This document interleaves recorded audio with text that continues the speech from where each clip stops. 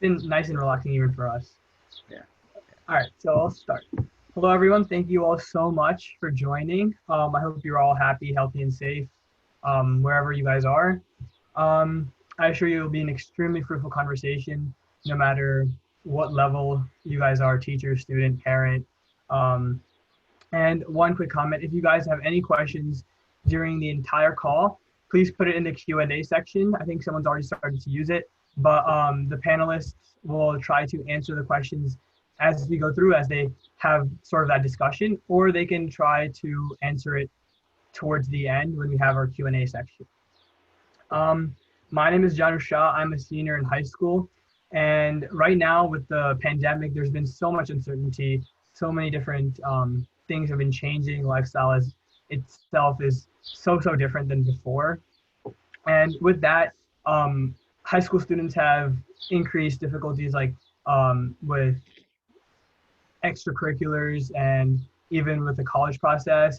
College students, I think of so many people have lost internships or have difficult time with their job placement, and even parents have been confused about like their children's education, their future. So it's just been a really uncertain time, and that's why I'm extremely excited and honored to have our three esteemed panelists here with us this evening. Hello and good evening to you all.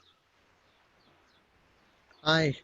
Before we get started, Janish, it Sure. might be good to know who's on and where they're calling in from or sitting Okay. in on the webinar. So on the chat, if people could just tell us where they are and what the weather is like, that would be good. So that way we also know they can hear us and they know how to use the chat Perfect. function. Yeah. Anybody? Toronto, it's raining. Okay, thanks, Right, Sonali. Toronto. Wow, Canada, lovely. Well done. So, here we go. Great. Bridgewater. Thank you, Saravan. Yes, it is hot. I'm sitting in my garden. Yes. Purvi, thank you. New Jersey, very hot. Definitely. Good. It's been there was supposed to be a rain spell, but for the Yeah. last few days, but ended up not raining as much as it was supposed to. Thank you, Rishi. Chicago, Bovina, thank you. Rithi is in Kansas. Very nice. Oh, nice. Hillsborough. Nirmala from Okay. Hillsborough, Where the heck is Monroe. Monroe? Monroe's, I think, just a little south of Hillsborough, so like Okay. 35, Good. 40-minute drive from here. Good, good. Yeah. Well, we know people can hear us and that they know how to use the chat and the Yeah, QA function. definitely. That's good. Wayne, New Jersey, you're not far from me. I'm in Montclair. Well done. All right, so there's a quick thing. I want to have introduction for all the panelists. So Ritesh, why don't you take it from here? Okay, so I'm Ritesh Patel. My day job is I'm the Chief Digital Officer for Ogilvy, and I focus on healthcare primarily. I do have some other clients that are outside of healthcare, one or two, but my main focus is healthcare. I have a motto: if it moves, digitize it, and I live by that every day. And so I'm glad to be part of this, and hopefully I can help. Thank you so much for being here. Dutt, let's have you next. Great. Again, thanks for having us here, Janush. My name is Dutt Kalluri. I work for a company called Broadridge Financial Services, and I'm their Senior Vice President for Global Technology. And my motto is you can't do the same thing and expect different results. So just like Ritesh, anything that moves, digitize it. I completely agree with you, Ritesh. Definitely. All right, Ajit, let's have your introduction as well with your fun motto. Yeah, can I come up with one on the fly? Thanks for having me, Janish, and No I'm happy to problem. be on this illustrious panel with some really much smarter people than myself. I run a company called Humble Ventures. We're a venture development firm. We sit at the intersection of startups and large enterprise organizations. We try and connect the two. We focus mainly on diverse founders and people creating solutions for diverse audiences. And so, here to talk about things that are probably emerging and new and different ways of doing stuff. And I think my phrase or saying is probably try not to make the same mistake twice. I like to make a different mistake. And since that's kind of a variation on the other gentleman, I'll say the other one is love the problem. Like all about figuring out what's that problem that you really want to solve. Yes, and I completely agree with that too. I think that being more problem focused or customer focused is better than being solution focused, because that like kind of opens up your options to all the solutions you could possibly have to then get the best one. Um, Definitely. So today I want to talk about three main topics, and we'll spend um, a good portion of time on all three of these topics. One big one is the market. So right now it's been up and down. We've had so many issues. The second one is skills versus college degrees, as well as internships. So I think this is a big one for all the students and college students and high school students right now. And the last one is the future of work, which applies to everyone um, that has a job or holds a job, or just everyone here, because everyone's affected by this. So I want to start off with the market. So Ajit, quick question for you. So according to a McKinsey report, it says that 30 million small business jobs are vulnerable during this time. So as an entrepreneur and someone who helps with startups, how do you see them faring during this time? What do you think the trend will be with startups in such uncertain times? I think that you're going to see actually a lot of innovation happen during this time, because what's happened in the past few years is people have created solutions around problems that don't exist and trying to educate the market on a number of things. And I think that what you're going to see is a separation for those that are really focused on real problems to be had. And I think that we can all see how many problems exist in the world in our day-to-day interactions, that these are all massive opportunities, and there are very smart young people who have grown up in the post 9/11 world that realize that the solution is probably something that's going to come from them. You've seen them assembling in the streets and assembling together to do things like that's the hotbed of innovation. So I think that you're going to see a lot more people like in resource constrained times. It's the best that comes out. And so I think that I'm very hopeful for how we're going to solve for these problems. And I think it's going to create more opportunity for real entrepreneurs as opposed to entrepreneurs.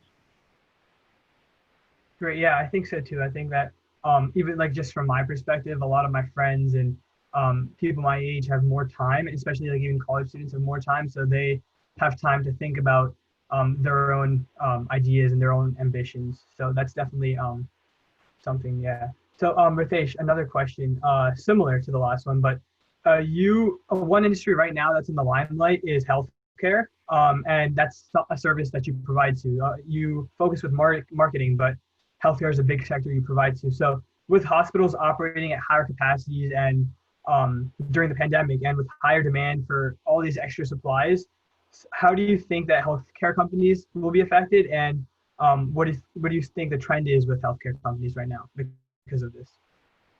So if you're talking health systems, I think, there's a big issue around just losing so much money because everything has been gone into COVID, that the other revenue generating services that they were providing have been non-existent. So while they may be very, very busy and all stressed and stretched, the economic side of this is the hospitals are all losing billions of dollars. Mount Sinai will lose about $1 billion this year. Mayo has lost 3.5 billion. So the economic model isn't that great. While the need for services and the limelight is on everybody at the front lines trying to sort of stop this pandemic, what we'll see coming out at the other end of this on the post-pandemic side is what innovations can we now use to get some of that money back. For example, those, routine things that you would want to go to the hospital for because you're a diabetes patient, around blood pressure and checking your EKG and your test that you had to do.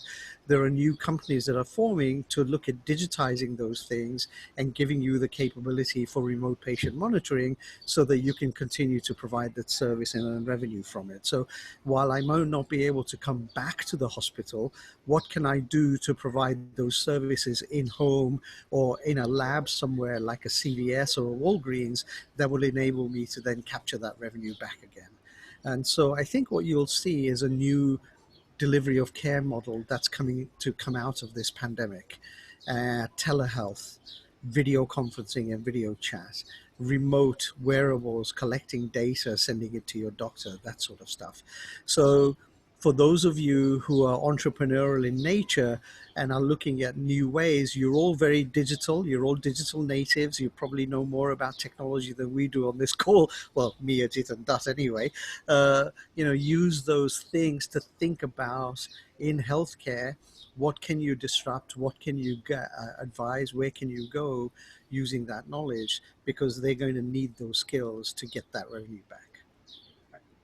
Um, Thus, similar question, but so with such volatility and the stock market first plummeting and then sort of rebounding for a lot of companies, how do you think the financial tech industry will be affected, and what trends do you see in that industry? Well, I mean, the financial industry itself, or the financial services industry in itself, is going through a fundamental shift in the way things happen, right? Right. To give you some very high level examples, there is an estimated $30 trillion of wealth that will transition from baby boomers, that's people who are born in 50s, to the Gen Ys and the millennials. I call them the Y group, right? Because they question everything. So when that transition is happening, I actually echo what Ajit and Ritesh has said, right? There needs to be those small spurs of rapid innovation and digitization. The way the wealth management, the way the banking used to be, no more exists, right? Like, for example, how many of you on this call, except maybe Ritesh, Ajit, and few others, have the experience of going into a physical bank and doing a transaction? And you don't even like that, right? Because to you, the delivery is that TikTok slash Twitter slash Instagram kind of delivery on your mobile device in the palm. That's the change that the entire financial industry is going. Digitization has disrupted the industry, and that disruption is leading to rapid innovation and transformation, which will enable new models, right? For example, you have seen banks like Simple. You have seen trading platforms like Robinhood. These are simple, self-service, and very personalized for people to be able to do, perform, invest, and manage their portfolios on their own, and they don't need advisors. So the wealth advisor, the financial advisor could probably be the thing of the past. That's the disruption. That's the change we're seeing in the financial services. You know what, yeah, Janish, let me just add to that, right? Because I think one important point for everybody that's on the call as they're thinking about what degrees to go do or what careers to look at or what industries to look at, the trend that we've noticed, and Ajit, I think we talked about this earlier, is there's less jobs going into the financial services industry, less people working and applying there, and more going into the tech industry and the innovative industries and looking at applying there. There seems to be a big influx and requirement in the digital world than the traditional banking world or the finance world at the moment. That seems to be a general trend that's going on. Ajit, would you agree? I know that you're shaking your head, so Yeah. Yeah, I would agree, and I think that it's like the general trend is because the reason to your earlier question of what's going to happen to these folks out there in the world, they're going to be building, I think, these companies. Why? How? Well, it's because technology has allowed the power to be in the hands of the people and also into these enterprises, and we have now given tools that can allow the enterprise to actually transform how it does what it does, going from like on-prem to in the cloud and enabling certain experiences to the end customer that I think the younger generation, the next question is like, when was the last time you had cash in your hand, right? Like everything ends up being bits or bytes versus bits. So I think that when you think about what the future of a lot of these industries is I think it's going to be moving towards more asset light type of models where it's going to be digitize what you can, right? If it moves, as the gentleman said earlier, If it moves, digitize it, right? You're going to see that. And so we're going to, because all those things that they move, like there's larger costs against these bigger things. And so if we can find a way to take the cost from there and also the risk in maintaining that and digitize what we can, or find partners to engage with and say, we're really good at this stuff, but we need to provide an experience that looks like this, and we go find the partners against that. I think if you're trying to think about what am I going to go do next, your jobs might not even exist yet by the time you get to a place where, because we're just increasing the opportunity so quickly. And so part of it might be trying to think about how you just do stuff, learn stuff, and then manifest like by building stuff and showing that to help you think about what's next. Right.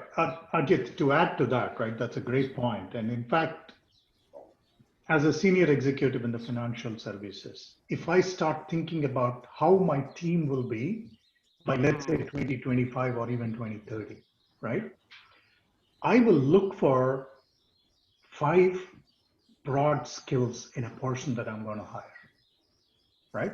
Let's go into that. First one is the ability to make sound judgment and decision making. For everything else, I have bots. I'll have robotic processes and process automation. I'll have bots performing all those repeatable, and as Ritesh rightly said, anything moves, automate it or digitize it. But what skill I look for is that sound judgment of analysis and decision making. The second skill that I would look for is the fluency of ideas, the ability to come up with differentiated ideas, lateral thinking. Very important to develop that skill. The third thing is active learning, right? Learning on the fly and learning quickly. Because let me give you all an example. A television took almost, not a television, a telephone took almost 100 years to reach 50 million users. You guys can relate. The Pokemon game that was released in 2016 took 13 days to reach 50 million users. That's the speed of change if you look at it today. So a linear education system that results in a diploma or a degree will probably be the thing of past. So your ability to learn parallel and actively and rapidly is going to differentiate you in the marketplace. So your learning strategies will have to be real time and will have to be quick and rapid. And that's my fourth skill that I look for. The fifth skill that I look for is the originality. How many original ideas can you guys come up with? That's the entrepreneurial approach. If you really look at it, even the large corporates, large organizations are evolving as technology companies, are evolving as digital companies, which means they will take lateral thinking or they will take an entrepreneurial approach within the organization. So how many of such new business models or business ideas can you come up with that can enable me to be different in the marketplace, to think different in marketplace? These are, I believe, are some of the skills that I will look for in the future. And that's one thing that is changing all of that is the pandemic, where industries are being forced to adopt some of those things that you just discussed sooner rather than later. So the demand bubble will be there at least for the next 18 to 24 months as everybody in this entire planet, just not the US, tries to figure all this out, right? Would you agree with that? Again, Ritesh, let me give you a real life example of what we go through at Broadridge day in and day out, right? We deployed bots, robotic process automation, for our trade processing. One of the things that we do is trade processing, and we deployed bots. It's a hybrid process, the way we call it, right? There are certain steps of the process that human beings do, and there are certain steps that the machines do, or the bots do. So, again, for all of you to visualize here, we are not talking about a physical bot sitting there and doing. It's a software program that actually does this work. That's the bot we are talking about, right? Now, As a manager in tomorrow's business environment or in tomorrow's environment, when all of you come into the workspace and become managers, you will be expected to manage this hybrid workforce, partial human, partial robots. Now, think about it. The challenge I have today is my bot doesn't take breaks. My bot has the ability to work 24/7, and a human being cannot match the speed of a bot. So my entire process throughputs and my outputs are thrown out of balance. How would you manage in that kind of an environment? That is the lateral thinking we are talking about. That's what is expected out of you as you come into the workplace, leveraging these newer technologies. That is what you will be hit with to manage. How do you normalize that process? How do you make sure that the output that's coming out of a human is balanced with the input and output of a bot? Fun stuff, right? There's a corollary to what you said, and I think that's so important what you said, those 5 skills. But one of the things that I think is implicit, I want to pull it out, is to say you have to do all this in the absence of full information of like Absolutely. making a decision. So you're maybe looking at, you maybe see half the paper and you're like, I've seen maybe some of this before, I got to think on the fly. And so you have to be comfortable with being uncomfortable, because that will be the new normal from now for I don't know how long, because it's not going to be not clear cut. So be okay with saying we can figure it out, and if I make a mistake, that's okay, that's great. Don't make the same one again, and make it the cheapest way and the fastest way possible, and then say don't go down there because that is not going to work, but let's try this instead. Well, what you said is absolutely right, Ajit. The ability to deal with ambiguity, right? And see, the way we are trained and the way we are tuned, even at the house, is to be comfortable, to have all your ducks in the row, to be planned, to be, to make sure that you have a successful outcome, right? We don't know how to experience the fear of unknown. Welcome to the new world. In the new world, you will have to learn to experience the fear of unknown and have to be comfortable with that. Okay, so I think that was a great discussion on technology and how that's impacting the workforce in general. But I also want to discuss another topic that's very relevant to right now, which is the skill specialization versus college degrees. So you guys touched upon the importance of skills and your 5 most important skills, Dutt, but I also want to know how into the future and post-pandemic, how important is that skill versus that college degree that's just hanging on the wall? I can start with it, right? See, there are a few things that I have experienced. I'm an adjunct. I teach in a university called Singularity University. I also work very closely with Columbia to define the executive development programs. And when we say executive development programs, these are the most required skills in the marketplace, right? Right. But the challenge that we have is that's not being pushed to the graduation, undergraduation, and even to the high school level. I think that's where a lot of impact has to happen. Things like coding skills, right? I mean, coding is not just writing a program. Coding is about how do I develop the bot that can automate a process for me?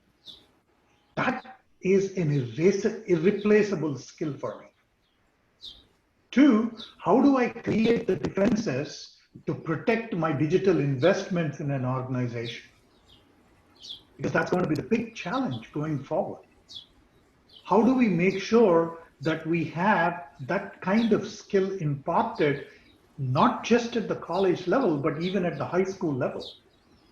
right? How do you bring in the processes of defense mechanisms? Because we'll be at war. It will be a different kind of war. Right.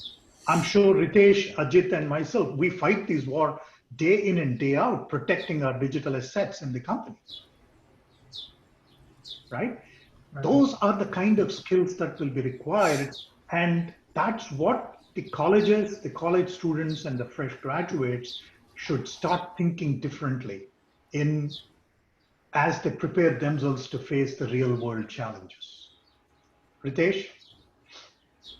My addition to that only is that try and get as much of the work experience as you go through your first 4 years, even if it's something locally, learning about something that's passionate for you. It doesn't have to be work related. Think of, if you're musically inclined, what is the way music is being created today and distributed, because that might help you. And it takes the passion that you have for music with what you potentially could do after you graduate, right? So you've got to get some real world experiences pretty consistently as you go through. And then if you go on for graduate school or MBAs or PhDs, try and continue that and pick a passion rather that's outside of the subject that you're studying. That's one guidance I would give, because there'll come a moment in time where the world will shift again. So as you're going through 4 years of school, maybe year three the world shifts, and you'll need to keep your passions going to shift with the world as you go forward. That's the only sort of advice I can give you. Unfortunately, I never went to college, so I can't talk about the experience. So there are some questions that have come up, and there are some interesting questions which I think we should address, right? Yeah, I've Sonali been has asked a responding to some question, of them by typing, but yeah, right? carry on. Actually, Sonali has asked a question: how do you see schools of future look like, right? Uh, Here is my And take. job placements. Yeah, and jobs have job placements, right? Yeah. Sonali, here is my take. I think the future schools or the education will be enabled by AI, right? Already have that. Yes, and yes, and I think it will evolve. And when I say AI, it's not artificial intelligence, but it's more augmented intelligence. So concepts of virtual reality, augmented intelligence, these are going to enable the future schools in a virtual digital reality. Because the pandemic has really changed and questioned the status quo. It has changed the way we do things. It has changed the way we behave. So you need to be comfortable in a virtual environment where you have the ability to take advantage of these technologies to self-learn and differentiate yourself.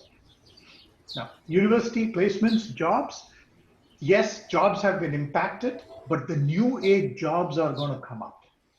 The new age jobs of data scientists, data analysts, robotic, automation programmers, or 3D world developers, drone pilots, like any number of things that are like on the fringes, we think, that are like yeah, potentially toys that might be real. I don't even know yet. yeah. And then Amai has asked a very good question. How do you see corporate culture changing post-COVID? We already saw the corporate culture changing. In the past 3 months, the way I manage my team is very different from the way I used to manage my team, right? We created the concepts of digitees or digital tea, and we created the concept of coming together virtually. So the culture of collaboration has got a very different meaning today. And we see that changing. Ritesh, what do you see in the consulting world or consulting environment? And Ajit, even in the entrepreneurship. So look, on the culture side, yes, we at Ogilvy have an office on 46th and 11th. There's 2,000 people in the office. 35% of the workforce have said they would prefer to stay working from home and don't want to come to the office anymore. So that changes the entire way we manage teams. create a culture. How do you now start to create a culture where people aren't together with a common goal every day, impacting each other on, you know, walk-bys and at the cafeteria? Now you're doing this kind of thing. So I think we're looking at a new world of a hybrid environment of virtual and in person, and there'll be places where people get together, and there'll be places where people work remotely and will come together now and again.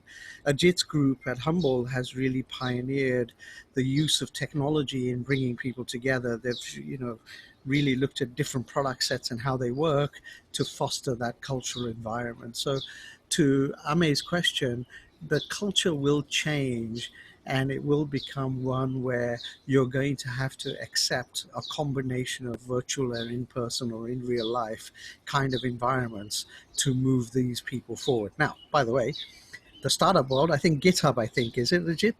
GitHub Yep. has built their Yep. entire business with a There's a virtual lot of those workforce, right? because like they didn't Yeah. have like it's costly to have space in Offices. an office. Yeah. And like Yeah. for those that have, we've operated Humble for 5 years remote fully, right? We'll be wherever there's Wi-Fi. We'll show up and like one of my partners is in DC, another one's in New York, and we show up and we engage here. There are humans that have like very tight connections that have been playing video games online that have never met each other face to face. There are ways that we as people have engaged in purely Yeah. online relationships and not having the analog and got things done.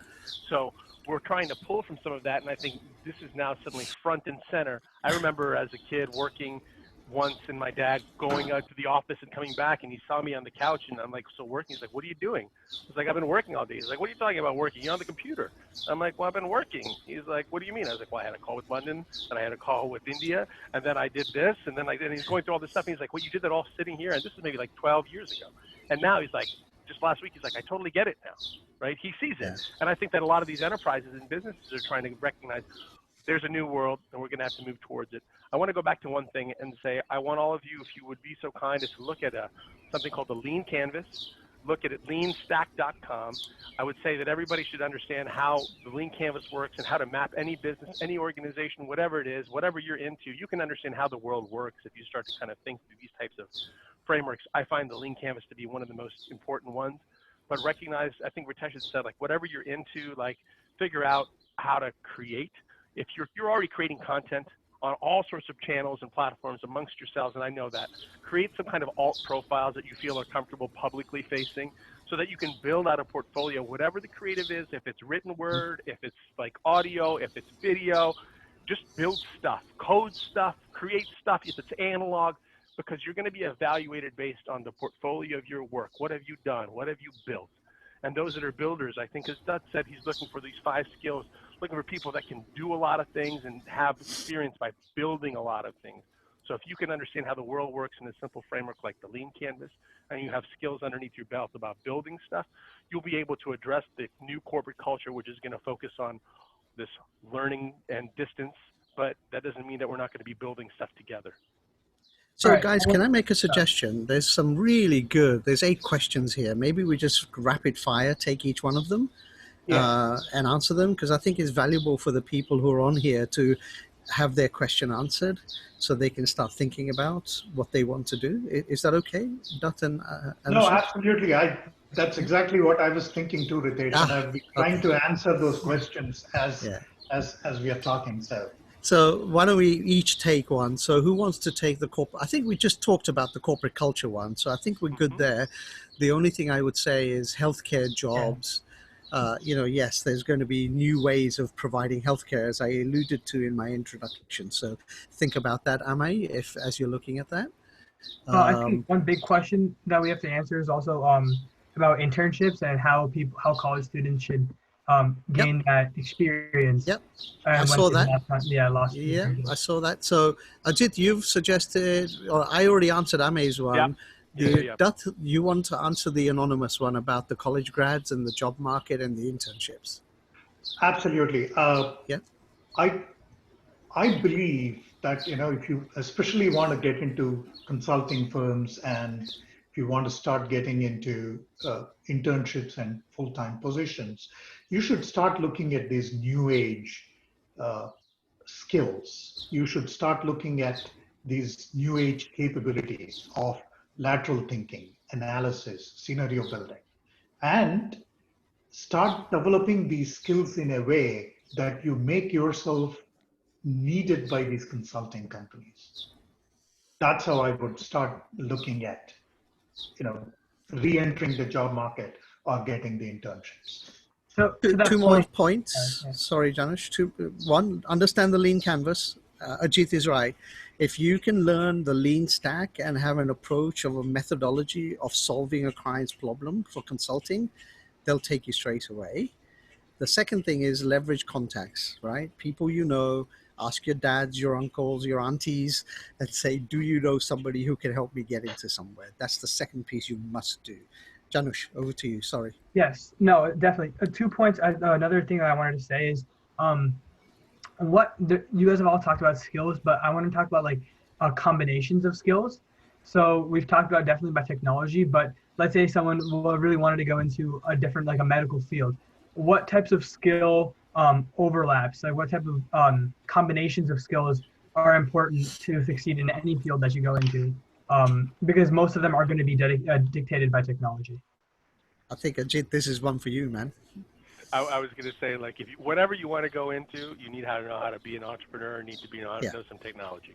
I don't care whatever it is, even in the most analog of worlds, you just need to understand what's there and like, because there are better ways of doing stuff, and go look at the world and like all the different ways at the fringes. If you're really into working in hard science, then maybe look at something that is outside of hard science too, because the combination of the thinking and the skill sets is when you use the left side and the right side. If you work in retail and then you understand startups, you build some software, and then you decide, hey, I'm going to go to medical school, that's going to be a lot better for you than if you just work in labs every summer. And trust me, I worked in labs every summer, right? And I did that set of activities, right? Yeah, it's like doctor, lawyer, engineer, failure. Pick one. Which one do you want to be? And I was like, failure, please. So you figure out what you want to go do, but recognize that there's some things that you're really good at, and you don't have to give that up. And the essence of also understanding like how to be marketable and employable, and to figure out how you're going to make money and like be successful and make your family proud. Yeah. So one question that was very similar to that was also in technology specifically, should someone focus on one type of experience in a company that like really sets them up for success in that one field, so that whatever job they apply to, they get that job? Or should they try to take as many different opportunities in different sectors of just technology to learn as much as they can? Which one's more beneficial? Dutt, I think that's for you. Well, so the way I see it is we will see the evolution of a specialist group called versatilists. These are technology agnostic, sector neutral. That means it doesn't matter whether it is healthcare or financial services or manufacturing or something else. These are the people that have the ability to leverage technology and create solutions that will solve business problems. That is the group that will be very successful in the future. That solutions group is the group that we will all love to have on our teams. Yep. Generalists, people who can do a lot with a lot, and in a network, like I know that I'm over my skis. This is stuff I don't know, but I know I'm going to call Dutt and I'm going to call Ritesh, and they're going to help me fill the hole. But I know what I know, and I know what I don't know. But you need to have that kind of depth and breadth. People used to say looking for T-shaped people that go very deep in one skill and broad and a little bit. Now they say they're looking for square-shaped people. You just got to know a lot about a lot. So because of that, the more experiences you might have to recognize when and how you're using one side of your brain versus the other. I also think digital and analog together. Do something with your hands. Maybe you like music, maybe you like art, maybe you like coloring, maybe you like to cook. Do something with your hands, but then also do something, and more than just digital, but then also do something with your heart and like foster these different things. That's going to make you as sharp as you can, and however you manifest whatever your career would like to be. So another big topic that I think has come up in the question and answer is, one is about the workforce and like the work environment that we've talked about. Another big one is about protectionism in terms of jobs. So I think recently, just today, Trump passed some law that doesn't allow any more H-1 applicants to be admitted into the United States. So what does that mean for people looking for opportunities? What does that mean for businesses who look for these students or look for these people that have come from all different countries? And what does that mean in terms of the industry overall and opportunities for even students in the U.S.? Well, it depends on who wins the election in November. Correct. The Yeah, H-1B visa stuff definitely. will stay if Trump wins, and it will go away if Biden wins. So if you are voting, vote based on that. Um, Hmm. it'll take, now the executive order is in place, it'll take about 3 months to get it going around the world with all the embassies and shutting things down. There are visas that are expiring. People who have them now, then they will go in for renewal, and they'll either be told they can leave or do something else. So yeah, I think there's going to be 18 months of chaos around the H1 visa situation, which is good and bad. Those of us who have uncles or cousins or people we know who are on H1s. And oh, by the way, it's not as they've put it in passing this law, the skill base of the software engineers. The CEO of a very prominent bank in the US is English and is on an H1B, and will have to go back home now to England, right? Right. So it's Right. impacting a lot of different positions, this H1B issue. So it'll depend on who wins it just is going to depend on who wins the election. So another topic I think you guys covered, but what do you guys think about the effect of being at home? Like right now, I know it was a lot of companies said that was very productive this time that during the pandemic, and a lot of companies that have actually shut down um, different facilities in different locations. So do you think that this almost work will continue, or do you think people will become less focused as we continue and where when jobs are less at risk? And what do you think about the interactions? Do you think that you'll form as close interactions with your colleagues and get to be as close and get to do as good work when you're at home? Well, I can take that initial Okay. question, right? I mean, on the contrary, when we actually evaluated our productivity levels, Janusz, our productivity Right, actually increased by about 13%. right, right, The reason for that is A, your time commuting and the stress of commuting is taken off. B, you have a collaborative environment that's created at home that can enable better work output. right. Okay, this, Yeah, the flexibility to deliver on your time has actually enhanced the productivity of people, right? right, But the flip side of it is on a personal, I mean, from a personal and personality perspective, people are learning all about relationships. I mean, think about it. A husband and wife probably are not used to staying together in the house for 8, 9 years. I mean, 8, 9 hours in a day. right, The kids are probably not used to seeing their parents for so long in the house. So they're literally learning how to live with each other. And in a lot of cases, that in a way has contributed to the increase in productivity because a lot of external elements and stress is taken off. Right? right, Ritesh, Ajit? Yeah, I think it impacts different people in different ways.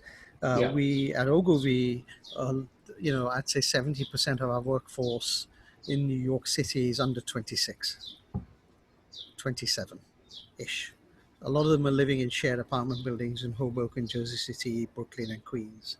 And so they've been impacted negatively a little bit because they're sharing an apartment with somebody else who's also working from home. I've done Zoom calls all week this week where colleagues have been sort of shishing their roommate or their uncle or whoever it is that they're sharing with. Say, I'm going to call.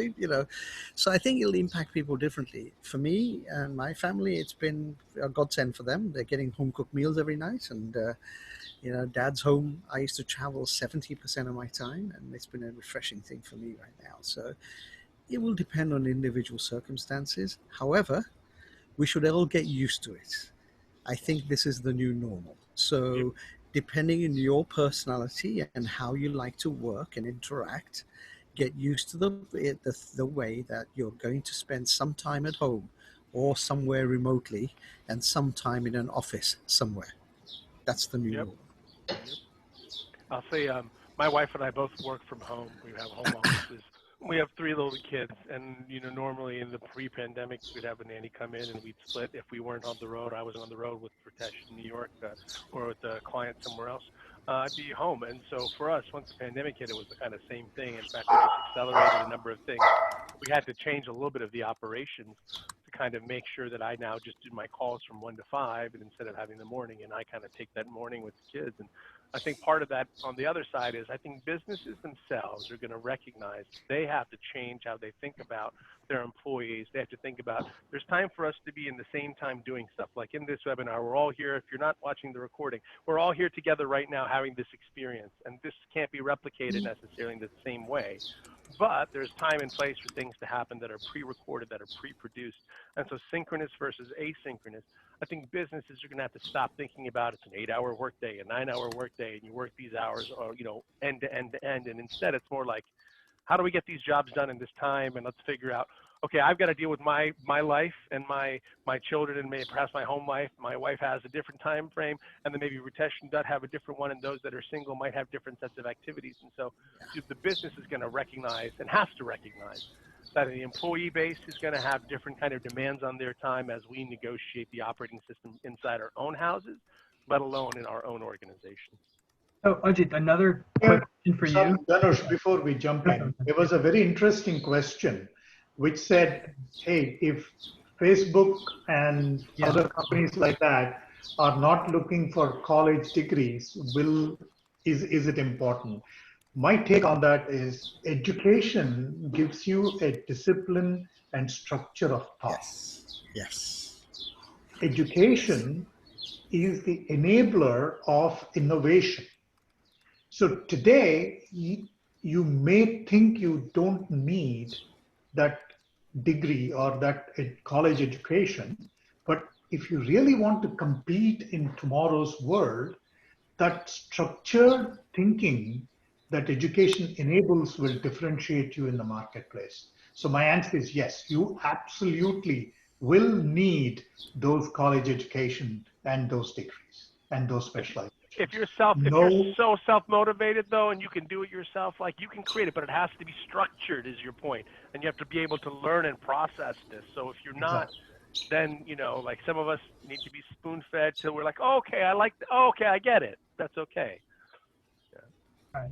So quick question I wanted Ajit to answer, because you work with some students in some schools. So if we're talking about underprivileged students who don't have the same opportunities as other students, how do you how should they try to make the best of this opportunity when, let's say, they may not have a uncle or a cousin or a parent that has such contacts? How should they build themselves, and how should they what should they learn, what skills should they acquire to possibly get that internship, even if they don't have such contacts? It's a great question. I think that anybody wants to talk about it later, Ajit at humble.bc, happy to answer these questions. We work with we focus on diverse founders or people creating solutions for diverse audiences. And we think that the young folks that are like in school right now are the future entrepreneurs and innovators internally and externally. If you want to figure out if you don't have a lot of resources at your disposal, there are a few things that you have. If you have phone or access to the internet, that's a huge plus. Number two, when you do have that, there's the ability for you to actually socially engineer any kind of conversation you want with anybody, because it's LinkedIn, there are these platforms. And if you figure out how to phrase your question, your ask, and you are educated around the problems that individual might have that you might be able to help solve, oftentimes if you come in with an ability to understand an opportunity that's there and somebody's looking for help, you can find ways to get that internship that might not pay you, but you can show something and it can pay you, or figure out and come out and talk to any of the folks here. If there are specific opportunities that you're looking for, we can help you connect where you are to where you want to go. But it's all about like getting your hands dirty, proof of work, getting it done, figuring out how you can build something with your hands. And anybody can go out there and do that to solve, like to get a job at a large organization or a small one. People love free work. If you don't want to work at a really big, if you want to work at a really big one, maybe look at the second or third or fourth, figure out how you can be helpful and useful, right? And if you can be helpful and useful, the more kind of case studies of, hey, I've done this, I've done this, I've done this, let me show you what I've done. At that point, people are looking for people that have done stuff, especially if it's stuff that people haven't figured out yet. Learn about mobile technologies and marketing, figuring out how to build and create VR and AR experiences, recognize like what you can do with what you have, right? And there are a number of other free resources that exist that that I'm happy to talk to you about, but learn how to build. So I think the big thing. Yes. Oh, go on, Josh. No, once you're done, I wanted to talk about some new technology. So I think Ritesh, you were talking about telemedicine and virtual services. So I want to touch upon that once you're done. Okay. No. The only thing I was going to add to it is what I said earlier. As you go through your college life, pick something that you can do year 1, year 2, year 3, year 4 as a sideline, that's either your passion or some interest.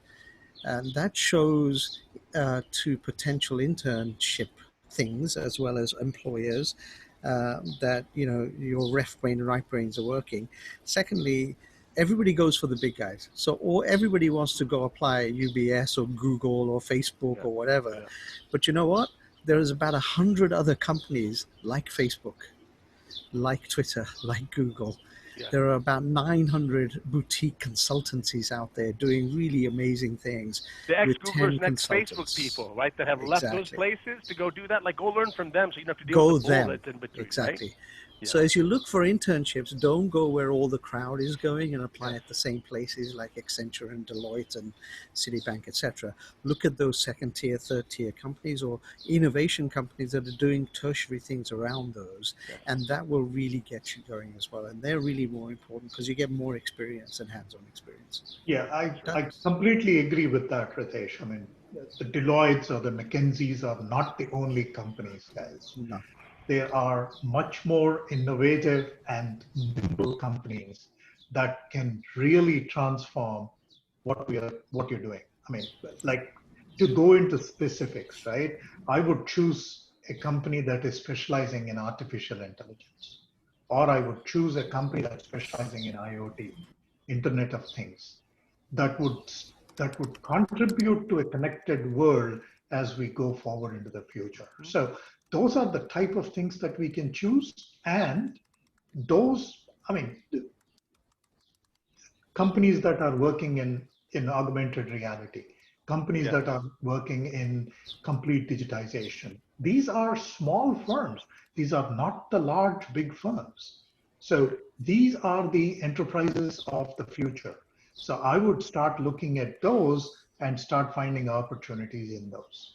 Yeah. And also look at the opportunities, the job or internship opportunities that are going to give you more responsibility, even if the brand of the organization is slow and small.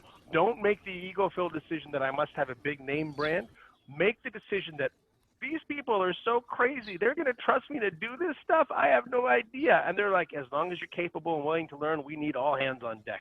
Take those opportunities, because I guarantee you the stuff that you'll see and be exposed to, your peers will not. And they'll go to that big brand name and they'll be asked, what did you do this summer? I made a bunch of PowerPoints from people. The big brand names is so old school, right? I think that thinking has to change. And, the nimble small companies are very innovative, and some of the best innovation comes from these small companies. I mean, look at a small company in Florida called Magic Leap. These guys are going to revolutionize the entire AI, augmented reality space. And those are the type of companies I would target. So, Janusz, just to quickly answer your question, because we've got 5 minutes, on the telehealth, telemedicine, remote medicine side, massive opportunities. You're going to see huge innovation in healthcare in the next 12 months. and I say 12 months. I've met in the last 2 weeks startups that are doing some incredible things. I met a company that is completely reimagining your first aid kit. You know, the kit you have in your house with the red Right. cross on it? Yes. Yes. That has bandages and band-aids and plasters, as we call them in England. Yeah. Well, guess what? They've reimagined it. There's a electric thermometer, there's a handheld stethoscope, there's a cardiology machine that takes your EKG. So they're now going into the market. It's a company called Gale. It's two ex-Apple guys that have developed this thing. So, you know, things like that are going to come through very, very quickly. Very, very quickly. Right. Yeah, that's definitely another thing that touches also upon in the healthcare industry. A lot of, like, even in the dentistry, there's a lot of robots that have been, starting to do surgeries. There's the Da Vinci machine that Yeah. is, like, started to do surgery. Yeah. So how do people, like, that doctor, such a prevalent field that so many people have been advised to go into, they may be a risk of job loss in the next 10, 20, 30 years or whenever it picks up. So how do they make sure, or people with those interests, how do they make sure not to lose their jobs, not to get overrun by the AI, by the next gen technology? So it's two things for doctors. Here's what I advise even the young interns that I sort of talk to at Mount Sinai and places like that, the residents. There'll never not be a requirement for a doctor. So learning the biology, all of that stuff. What will change is how you deliver that care. Right now, a general practitioner or a primary care physician, you go see them. You call up, you try and get an appointment, you sit in a room with other sick people, and then you visit them for 5 minutes and they give you some medicine and go away. That process will change. Technology will take over. If you're a surgeon, being a good surgeon and learning how to be a good surgeon is important. The machine that does that is still controlled by you. You're still operating that Right. robot. The robots aren't coming. It'll be another 30 years. By that time, you guys will be all CEOs and retired. So you won't have to worry about that. And your kids will have to worry about the skill they'll need. But at the moment, if you're a doctor, you still need to learn to be a doctor first. Definitely. All right. Thank you all so much. Just want to wrap it up. It's been an extraordinary conversation. I think I've learned so much, and I'm sure you guys have learned so much as well, talking to each Well, other. maybe the folks in the chat can give us some feedback on was it good or bad. Thumb up or thumb down. Yeah. There you go. Yes, please do that. A couple of things that I just want to recap were, one big thing was that go into those more techno-friendly, more innovative companies, and that's where I think, or that's where you guys have said you'll get the best experience.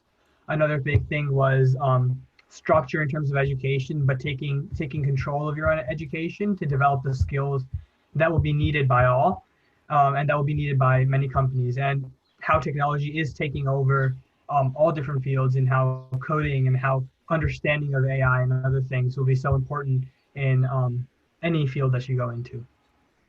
So if you guys have anything to add, please do so. It was great having you anyways. My email is ritesh.patel@ogilvy.com, or you can @tweet me. I'm Ritters90 at Twitter. As Ajit said, we're here to help. Anything you need, give us a shout. And I am going to give out my personal email ID. It's duttkalluri@gmail.com, DUTTKALLURI@gmail.com. You can follow me on Twitter at Dutt_Kalluri, and happy to help anyone who wants to speak with me. Thanks, All right. Janusz. Janusz, thank you for setting this up, young man. Well done. Hey, Janusz, great. Oh, Yeah, this was a great Very well discussion. done. Thank you very much. It definitely was. I learned so much, and I will be. This was recorded, so I will be sending out this video or this conversation, and I will attach the emails and the Twitter accounts of the panelists here in that email when I send it out. Actually, Janusz, then if you do that, do Okay. my Gmail. You've got my Your Gmail. Gmail? Put it on Okay, there. I'll do that definitely. And thank you all so much, and I hope we Thank can you. talk later in the future. Thank you all very much. And Ritesh and Ajit, it's always a pleasure to meet with you. And That's always good to see you. Thank you. Thank you Take so care. much. All right, have a good evening.